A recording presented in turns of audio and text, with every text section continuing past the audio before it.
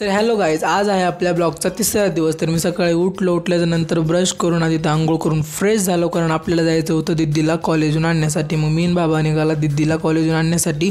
मग फायनली दिदीला घेतला आणि तिथून मग आम्ही निघालो नीट घरी येण्यासाठी। मग घरी आल्यावर मी डायरेक्ट झोपलो। मग 5 वाजता माझ्याकडे विश्वजित काका, तर त्याला कटिंग करायची होती। मी म्हणलं चल मग करून येऊ कटिंग। मग काय गप्पा बिप्पा मारत आम्ही निघालो नीट कटणीच्या दुकानाकडे। मग फायनली आम्ही कटणीच्या दुकानात पोहोचलो। आधी तर मी आरशात बघून घेतलं, तर यो बघा यो कटणीला बसलाय। कटणीला बसून याला अर्धा तास झालं, तर मी बसून बसून बोर झालो। मग फायनली आम्ही निघालात बाहेर। मग येताना विश्वजित म्हणला मला चप्पल घ्यायची, आमच्याकडे कॅश नव्हतं म्हणून आधी आम्ही ATM मध्ये जाऊन कॅश काढलं। कॅश काढल्याच्या नंतर आम्ही डायरेक्ट आलो चप्पलच्या दुकानावर। मग इथं 2-3 चप्पल बघितल्याच्या नंतर विश्वजितने एक चप्पल घेतली। मग त्यानंतर मी आलो नीट घरी येऊन बघतो तर काय दीदी चिकनची भाजी बनवत होती। मग मी जेवण करून निघालो बाहेर फिरण्यासाठी। तर आजच्यासाठी एवढंच होतं। बाय गाईज, जर तुम्हाला माझा ब्लॉग आवडला असेल तर please like, share and subscribe.